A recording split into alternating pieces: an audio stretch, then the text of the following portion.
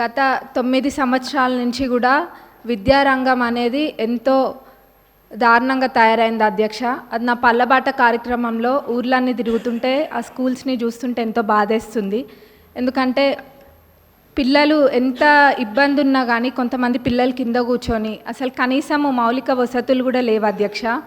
Toilets అయితే అవి ఎంత దారుణంగా ఉన్నాయంటే అక్కడ పిల్లలు అవి ఎట్లా యూజ్ చేస్తుండ్రు అన్నది చూస్తేనే చూసిన వాళ్ళకి బాధ అవుతుంది అధ్యక్ష. కొన్ని చోట్లనేమో అసలు టాయిలెట్సే లేవు, కొన్ని చోట్ల ఉంటే మెయింటెనెన్స్ లేదు, ఇంకొన్ని చోట్లనేమో అసలు ఎన్ని రిపేర్స్ ఉన్నాయంటే అధ్యక్ష అది పట్టించుకున్న నాదుడే లేడు అధ్యక్ష గత 10 సంవత్సరాలలో కూడా. మరి ఇదే కాకుండా అధ్యక్ష స్టాఫ్ ప్రాబ్లం కూడా చాలా ఉంది అధ్యక్ష. మరి ఇవన్నీ కూడా మరి గత 10 సంవత్సరాలు ఎడ్యుకేషన్ అంత వెనకాల ఎందుకు వేసిండ్రో అర్థం కావట్లేదు అధ్యక్ష.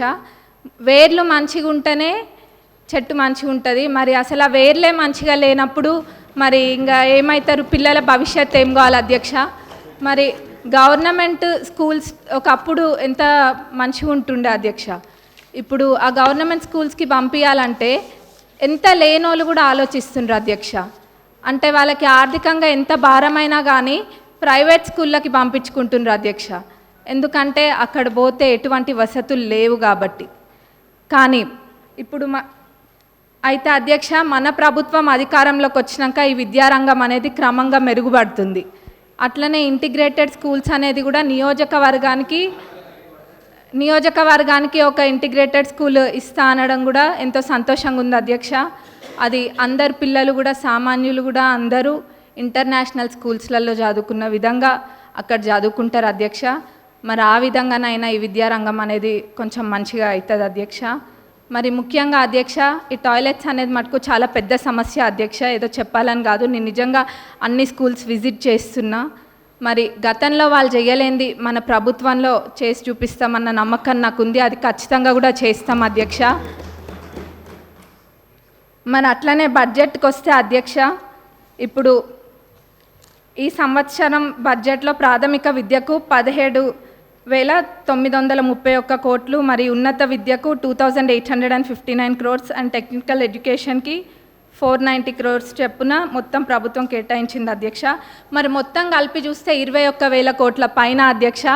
మరి దీన్ని బట్టే తెలుస్తుంది మన ప్రభుత్వము ఈ శాఖకి ఎంత ప్రాధాన్యత ఇస్తుందనేది. ఎందుకంటే ఎవరైనా చదువుకుంటే చాలు, మన దగ్గర ఆస్తి ఉన్నా లేకపోయినా ఆ విద్య మనకు ఆస్తి అన్నది మన ప్రభుత్వం నమ్ముతుంది కాబట్టి ఈ విధంగా బడ్జెట్ పెట్టడం జరిగింది అధ్యక్ష. మరి నేను ఇందాక అన్న విధంగా వాళ్ళు చేయండి తప్పకుండా మన ప్రభుత్వం చేసి చూపిస్తుంది. మరి మా పాలకుర్తి నియోజకవర్గానికి వస్తే అధ్యక్ష, దేవాదుల కింద మాకు ప్యాకేజ్ 6 అని ఉంటుంది అధ్యక్ష. మరి అన్నీ కంప్లీట్ అయినాయి కానీ అధ్యక్ష ఎందుకో మా ప్యాకేజ్ 6 మటుకు గత 10 సంవత్సరాలకు ఎంతో నిర్లక్ష్యానికి గురై ఉంది అధ్యక్ష. అది ఎంత పెద్ద ప్రాజెక్ట్ అంటే మొత్తము దానివల్ల 78,000 ఆయకట్టుకి నీరు వస్తాయి అధ్యక్ష. అయినా కానీ ఎంతో నిర్లక్ష్యం చేసిండ్రు అధ్యక్ష. మొత్తం కలిపి కూడా 30-35% పనులు కూడా పూర్తి కాలేదు అధ్యక్ష. రైతులు అంటే అంత చిన్న చూప అధ్యక్ష. మనము ఇప్పుడు రైతుని రాజు చేసే ప్రభుత్వం మన ప్రభుత్వం అధ్యక్ష. కాబట్టి మన ప్రభుత్వంలో ఇది ఖచ్చితంగా చేయాలి అధ్యక్ష. మరి ఆ 30-35% కూడా కంప్లీట్ కాలేదు.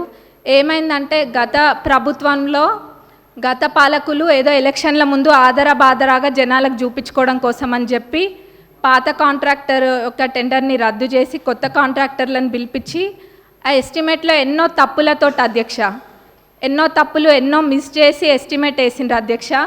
మరి అప్పుడుతో పోలిస్తే జిఎస్టీ కూడా మరి 12% నుంచి ఇప్పుడు 18%కి పెరిగింది అధ్యక్ష. ఇట్లా ఎన్నో ఇబ్బందులతోటి ఈ కాంట్రాక్టర్లు కూడా పనులు చేయలేకపోతుండ్రు అధ్యక్ష. కాబట్టి ఈ పాత ఎస్టిమేట్ని కొంచెం సవరించి కొత్త ఎస్టిమేట్ తయారు చేసి అట్లనే పనులని ప్రారంభించాలని చెప్పి మీ ద్వారా గౌరవ ఇరిగేషన్ మినిస్టర్ గారిని మరి గౌరవ సీఎం గారిని కోరుతున్నాం అధ్యక్ష.